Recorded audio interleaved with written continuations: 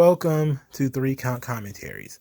Tony Khan is creating kayfabe, a kayfabe war between WWE and AEW. Now, clearly there's competition, clearly there's like and dislike here, but Tony Khan, I think, is overplaying his hand.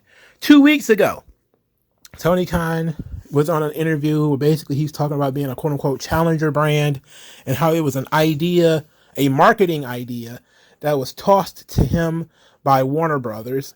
And now he's saying there's a very real war between WWE and AEW. Oh, it's not just marketing anymore. It's real. It's legitimate now. Well, he did an interview. We're going to go through this interview. We got some audio here. I'm going to go through a little bit of it. Let's see if we can. Now, over the last couple of months, before we really get into this, Tony Khan has accused WWE of hiring bots to down their shows, to attack AEW shows. He never actually proved the bot story. It was just something that he threw out there and then just kind of let other people deal with it. He's accused WWE of doing a lot of things. A lot of things. But now he's accusing WWE of tampering with contracts, which of course he did a couple of months ago. And now he's saying that WWE is tampering with their business contracts and their business partners. Now, this is from the Dan Lebertard podcast. We're going to go through some of this. It's Tony Khan speaking in his own voice, so I'm not going to have to read anything. And I'm just going to reply. Okay? So let's go.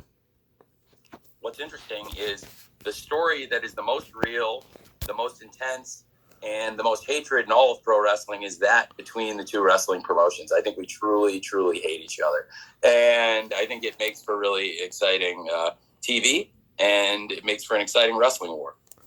It's a wrestling war now, not just a marketing gimmick that he came up with where he wants to be a challenger brand. Now it's a real wrestling war. And he's smiling, talking like nobody smiles in war. All right? I'm looking at a video of this guy.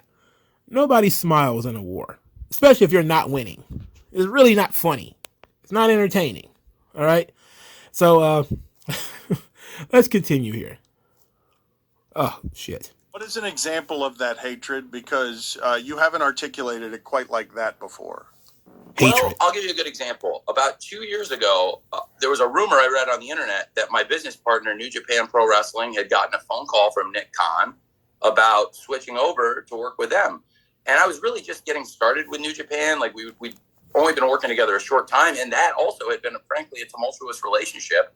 But it was getting pretty good. And to this day, it is an amazing partnership. And I called the New Japan executives and said, is this true? Did WWE call you and try to get you to turn on me? And they said, yeah. And I said, okay, well, are we still doing the stuff we have planned? Because at the time, we had a match set up for Wednesday Night Dynamite where there was going to be a New Japan title match in AEW. It was the first of many of those such matches. And they told me, no, we don't trust them. We want to work with you and we want to stay with you. And it's ever. Okay. So yeah, this thing again, to clear things up, 2 years ago, Bryan Danielson was of course about to leave WWE, and there was discussions about him wanting to wrestle in Japan and that sort of thing. So WWE allowed him to contact New Japan. Now, there was also some conversation about Nick Khan trying to have some kind of media partnership with New Japan. This was basically stuff that was on the internet. Nobody in WWE actually said anything about working with New Japan. It never actually came out. But it's not like the WWE fans care that much about New Japan anyway. Most of them don't watch New Japan. It really will add nothing to the WWE product for New Japan to really participate in WWE. There's not a lot of crossover between those two audiences. And I can tell you this, a lot of American wrestling fans are kind of like on New Japan. Well, not WWE fans, let's put it like that. Now, to further this point, and it's not mentioned here, is what Lucha Blog believes. This is what occurred between WWE and AAA. That the whole thing with Dragon Lee occurred because WWE stepped in and asked AAA to put the belts on Dragon Lee. And it was supposed to be Rush and Dralistico who were going to defeat FTR for the tag team championships. and FTR was going to, well, Rushin, who works for AEW, was going to be defending the titles in Mexico. But because of the deteriorating relationship between AAA and AEW, they switched Rush with Dragon Lee, not knowing that Tony Khan, I don't think, knew that Dragon Lee was signing a WWE contract. So the moment they won the titles, they was immediately vacated because Dragon Lee was going to NXT. According to, internet mythology, this is what occurred. That, there was a grand switch and Tony Khan didn't know this was going to happen, or he did know, but there's nothing he could do, or whatever. But now they're saying that WWE is tampering with their business contracts because they're working with AAA. I have seen nothing that says WWE is working with AAA. Outside of Dragon Lee is signed a WWE contract. That's pretty much it. Conan has not said anything about it. Now maybe he has and I didn't hear it, or maybe he will, and by the time this video comes out, it'll be old news because Conan would have cleared up what occurred. We don't know, but ultimately, I think Tony Khan is overplaying this. But let's continue. Our relationship has been incredibly positive, and it gave me motivation to say, like, okay, I don't know if that's true or not. I only know what my business partner alleged to me and what I read on the internet, and they were both the same thing. So following up on that, if that's the case, I know they're out there to get me. I know they're out there to hurt AEW's relationships with our business partners, if that's the case, allegedly. And, it made me want to work that much harder to make AEW stronger. And then that ended up being probably the biggest year for growth we've ever had. Oh, what a joke. They're out to get me. They're out to get me. They're gonna take me down. They're out to get me. They're out to get me personally, I guess, right? They're out to get Tony Khan. Like, this is a very bizarre statement from somebody who tweets about WWE constantly, that they're out to get him. They haven't quite gotten him yet. He's a slippery old Khan, that Tony Khan. He's a slippery one. They're out to get him. Like that giant hand in Super Smash Brothers. He sees it in his dream.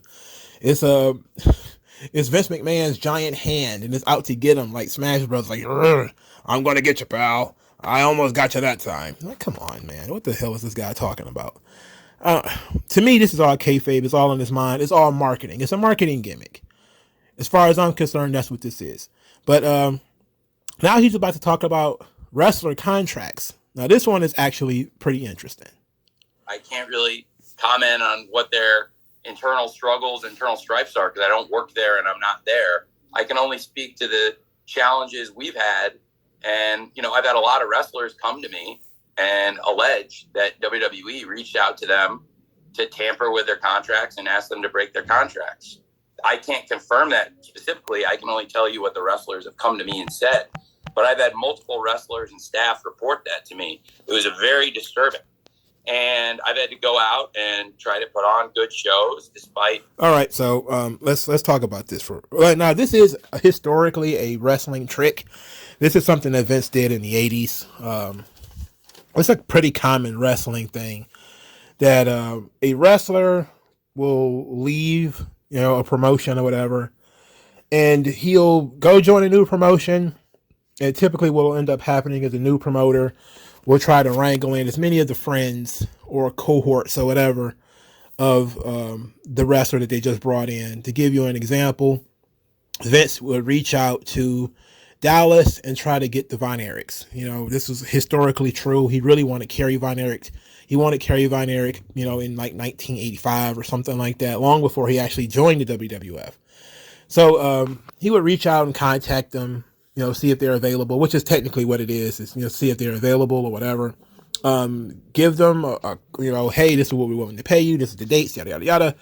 And to see if the wrestler is interested. Throughout history, this is a pretty normal course of business. You don't know anything too much about the wrestler. So you hear maybe that they're a free agent, or you're told by somebody when their contract might be coming up, or whatever the case may be, and you reach out to them to see if they're interested in joining your company. I mean, it pretty much happens all the time. It happens in pretty much all sports, essentially, and free agents when you're talking about people signing up. It's not technically contract tampering. Now, it does happen. Like I said in the past, it happened with Hulk Hogan when he joined WWF. He broke his contract with the AWA, and he refused to finish out his deals and that sort of thing. WWE notoriously at the last 20 some odd years, if they sign somebody who is currently under contract somewhere else, due to the nature of those contracts, usually they can sign with WWE. Usually they allow them to finish up those deals first. They did it with like CM Punk and his Ring of Honor contract. They did it with people from other companies who are, people who work in the independents. Finish up your commitments first, then you come to WWE, because now they can actually get sued for that sort of thing. Back then in the 80s, it was a real wrestling war, and they were really stealing talent from each other. And it's not necessarily something that was played by the book. But, not so much doing this today. But it's interesting that Tony Khan would talk about contract tampering and, getting wrestlers to break their contract, because this is the third time, or probably the fourth time I've had to say this in the last couple of hours. But do you remember when Tony Khan had a quote-unquote business partner in Billy Corgan in the NWA, and he was featuring the NWA Women's Championship that at the time was being held by Thunder Rosa? And then all of a sudden, Thunder Rosa, whoop, is gone. Thunder Rosa is gone. She's now signed to AEW. Wow, how did that happen? Remember when Ricky Starks was signed to NWA, the quote-unquote business partner of AEW / Tony Khan, and whoop, he ended up getting snatched too. Eddie Kingston. Remember when he was working in NWA at the same time Thunder Rosa and Ricky Starks was there, at the same time that Tony Khan was working with Billy Corgan, whoop, Eddie Kingston got taken as well. Wow, it's all a coincidence. That's one big old coinky dink. It's a coincidence that, 3 of the top NWA talents got snatched at the same time and all joined AEW within the same year. Well, remember, MLW is claiming that WWE tampered with their contracts as well. But the one wrestler who joined AEW while still under contract to MLW was Brian Pillman. And it was a big thing that Brian Pillman had to continue working out his MLW contract before Court Bauer would allow him to join AEW. Yeah, that happened. And look at what happened to Brian Pillman for it. He's currently doing what in AEW? But let's finish this, because there's more to it. This alleged tampering and stuff like that. But frankly, I don't think it stopped us, because the quality of the product and the quality of the shows is at an all-time high right now. Did a great... What a joke. Oh, please. Is the wrestling business as dirty as the fight business? The wrestling business is very dirty. I can't speak to the fight business, but certainly I think it's more organized than the fight business. As far as, there's 2, I think, well-organized promotions competing with each other. Again, I don't know if these things have happened. I only know what people have come to me and alleged. But I do know that it's a real war between AEW and WWE. Oh, it's a real war. It's not my kayfabe, my kayfabe marketing scheme that I came up with Warner Brothers. It's a real war. It's a real war, guys. Believe it, please. It's like, yeah, I'm not buying it. It wasn't that long ago that Tony Khan was claiming that, AEW's existence was to be a challenger brand for WWE. And this was all a marketing gimmick that was created by Warner Brothers. That's why I said it's kayfabe. A lot of this stuff that Tony Khan is throwing out there is all quote unquote alleged. He can't prove not one lick of it. Some wrestlers are probably using that WWE is interested in me. Specifically, a guy like Swerve, because they did try to put together Hit Row. And so I could definitely understand that WWE probably reached out to ask him, hey, what's your contract status with AEW? Because we want to put together Hit Row. Are you interested in coming back? And then he was like, oh, no, I signed a longer deal contract with them. Because this stuff is private, by the way. It's not like they would have known that it's a long-term agreement. Because there's a lot of wrestlers who have signed with AEW that you don't really see. And then there's a lot of contracts with AEW that are not exclusive. So you ask questions. You contact their business partners. You'll contact the wrestler directly, or whatever the case may be. But as I was saying, A lot of this stuff is just a marketing gimmick by Tony Khan. If you don't believe me, you don't believe me. Listen to Tony Khan himself talk about it. For example, like a challenger brand, a good example, Pepsi is the new generation. Pepsi's a challenger brand like AEW. And when I launched this, I was like, okay, I'd like to be the Pepsi of pro wrestling. Would you be interested in that? Everyone said yes. Then they showed me a marketing deck about what it means to be a challenger brand. And the best examples they gave me were like Burger King. What's their marketing? A lot of it is like, hey, McDonald's sucks, guys. Yeah. And so that's when people ask why I go out and talk about the competition in wrestling. I mean, that's why, because it was handed down on high to me from the network. Yeah. For example, like a challenge. So it's not legit. It is a way of drumming up business for AEW. And the full court press, the Bloomberg article, et cetera, it's all about how AEW is so different from WWE. And he's pulling the old Paul Heyman, they're victimizing us, they're stealing our talent, they're, preventing us from getting into venues, they're doing all these horrible, terrible things that MLW also accused WWE of doing, but have yet to provide any evidence that they actually did. It's a recurring thing. Now, I'm not saying this stuff has never happened before in history. That's how people know what games to play, because they can say, well, these things have happened historically. It's like, yeah, but pretty much every promotion did that. Back then, they all swapped talent, snatched talent if they could, overpaid for guys in order to keep them in their promotion, blackballed guys for leaving. All sorts of stuff has happened in wrestling history, and that doesn't mean that it's happening today. I think that we need some actual evidence that things are happening today. And I refuse to fall into Tony Khan's marketing gimmick that WWE is out to get me and they're bringing in bots to take me down or whatever the hell. It's like, come on. If you don't remember the bots argument, let's go into that one real quick, because I think this one is funny. Now, I actually gonna have to read a tweet from Tony Khan this time because I don't have the audio. But this is, to me, a hilarious piece of business. So back in April of 2022, Tony Khan tweeted out, an independent study has confirmed that much of the staunch anti-AEW online community aren't real individuals. It's a staff running thousands of accounts, plus an army of bots to signal boost them. Look closely. These aren't real people who'd pay for such a wildly expensive thing. Then he continues, research this one yourselves. You internet detectives thrive in these situations. Speaking of wild things, you wouldn't want to miss Jon Moxley versus Wheeler Yuta on AEW Rampage at 10 p.m. TNT drama tonight. Their boiler room staff is going to be working overtime on a Friday, and I love it. So he talks about WWE in order to sell AEW. It is what it is, man. It's a marketing gimmick. That's all it is. There is no wrestling war. There's no wrestling war, man. It's a marketing gimmick by Tony Khan, AEW, and Warner Brothers. That's the gimmick.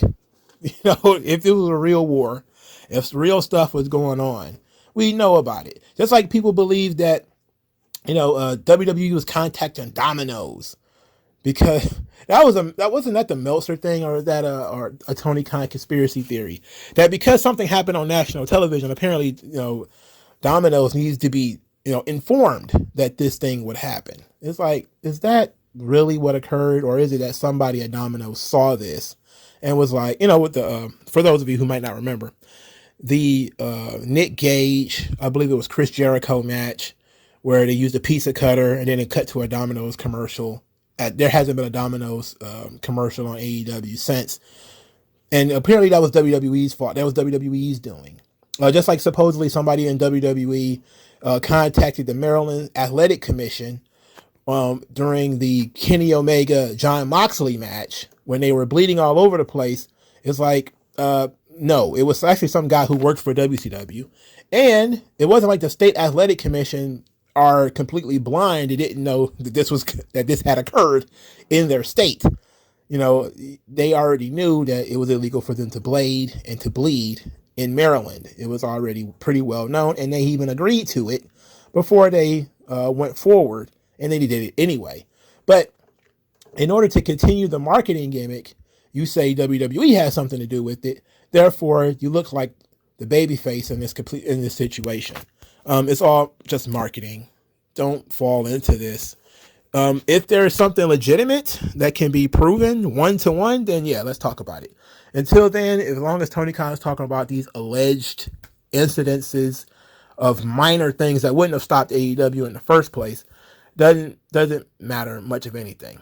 You know, the counter programming argument maybe has some value in terms of NXT being called up right before AEW made air. That's about the only thing that they can say that WWE did legitimately do is they put NXT against them, but NXT was already on Wednesdays. You know, it was just Wednesdays behind the paywall, now Wednesdays on TV. But that's neither here nor there. So, what do you guys? Do you truly believe that there's some wrestling war? Because I don't. I don't think most people in WWE give a damn. Nick Khan has said routinely that he doesn't really care about them. Vince doesn't really consider them as competition. Nobody really cares that much about AEW. But AEW sure does care about WWE. And they've built their entire marketing around talking about WWE as admitted by Tony Khan. This is what happens when you talk too damn much. Now, I don't believe anything that comes out of this kayfabe bullshit that you're talking about here. All right. I'll talk to you guys later, man. Peace. MagMongoSlade. Best house I ever drew, Daddy.